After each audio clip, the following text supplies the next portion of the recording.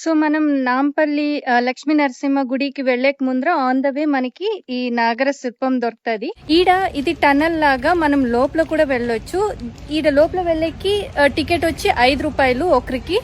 So ఈడ వెళ్ళి లోపల వెళ్ళి మళ్ళీ బయటకు రావచ్చు.